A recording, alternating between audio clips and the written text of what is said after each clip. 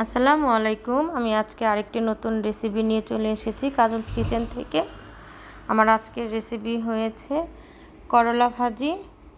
আমরা তো সবসময় কত রকম করে খেয়েছি, আজকে একটু ভিন্নতাভাবে নিয়ে এসেছি। ভাবলাম আপনাদের সাথে আমি শেয়ার করি আমি কিভাবে মাঝে মধ্যে করে থাকি। এখন আমি পরিমাণ মতো কিছু করলা নিয়ে নিয়েছি কেটে। এখন আমি লবণ দিয়ে কিছুক্ষণ মেখে রেখে দিব। একটু মেখে নিব। এখন আমি একটি বাটি নিয়েছি। আমি এখন দুটি ডিম ভেঙে নিব।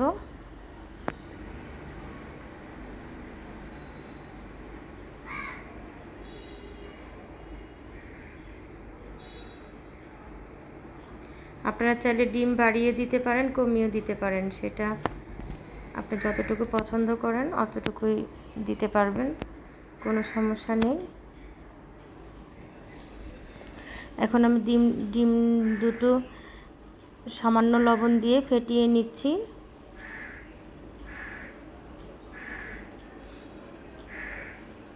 এই তো আমার ফেটানো হয়ে গিয়েছে। এখন আমি যে করলাটা লবণ দিয়ে মাখিয়ে রেখেছিলাম, দেখেন কি পরিমাণ পানি বের হয়েছে। আমি এখন করলাটাকে খুব ভালো করে ধুয়ে নিব।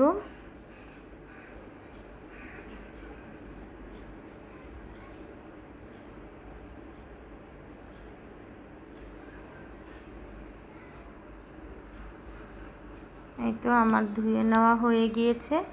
এখন আমি চুলোতে একটা ফ্রাই প্যান বসিয়ে নিব। পরিমাণ মতো তেল দিয়ে নিব।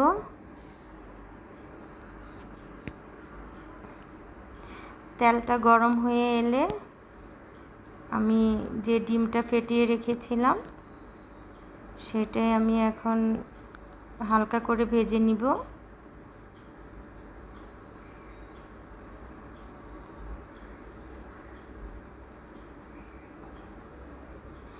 এখন আমি ডিমটা ঢেলে দিব।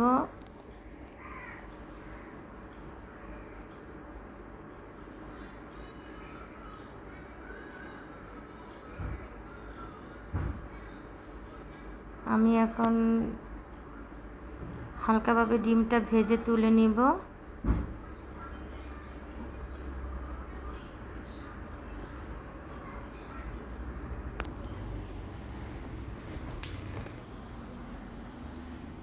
আমার ভাজা হয়ে গিয়েছে। এখন আমি একটা প্লেটে তুলে নিব। এখন আমি পরিমাণ মতো পেঁয়াজ কুচি অ্যাড করে দিব।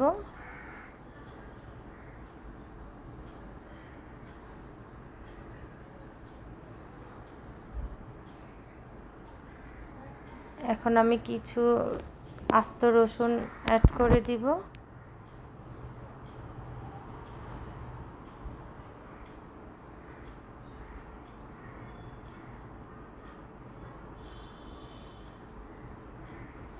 এখন কিছু আমি শুকনো মরিচ কেটে নিয়েছি পরিমাণ মতো, ওটা অ্যাড করে দিব। আর একটু ভেজে নিব। আপনারা চাইলে মরিচ কমিয়ে বা বাড়িয়ে নিতে পারেন, কোনো সমস্যা নেই। এখন আমি কিছু কাঁচামরিচ অ্যাড করে দিব। আর একটু নেড়ে চেড়ে নিব আমি।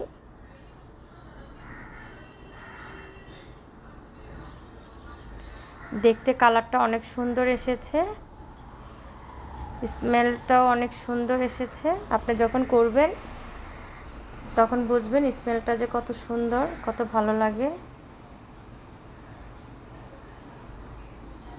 এখন আমি যে পরিমাণ মতো লবণ অ্যাড করে দিব।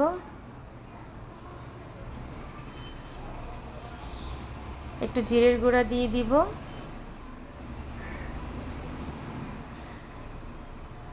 সামান্য হলুদের গুঁড়া দিয়ে দিব। এখন এটাকে আমি একটু ভালো করে মিশিয়ে একটু ভেজে নিব।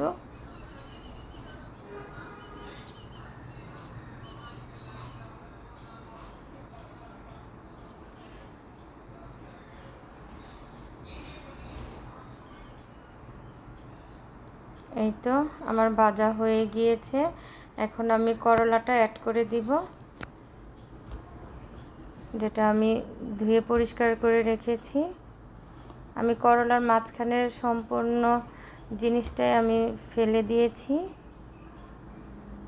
শুধু সবুজ অংশটুকু নিয়েছি, আপনারা দেখতেই পাচ্ছেন। এইভাবে নেবেন, তাহলে হবে কি, মানে তেতোটা একদমই থাকবে না, খেতে খুব ভালো লাগবে। আপনি যদি কাউকে এই রেসিপিটা করে খাওয়ান, উনি বুঝতেই পারবে না যে উনি করলা খাচ্ছে। যারা খেয়েছেন তো খেয়েছেন, যারা খান নাই একবার ট্রাই করে দেখবেন। দেখেন কত সুন্দর ভাজা হয়ে গিয়েছে।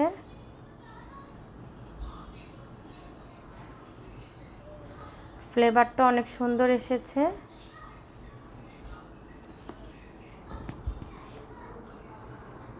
এখন আমি যে ডিমটা ভেজে রেখেছিলাম ওই ডিমটা এখন অ্যাড করে দিব।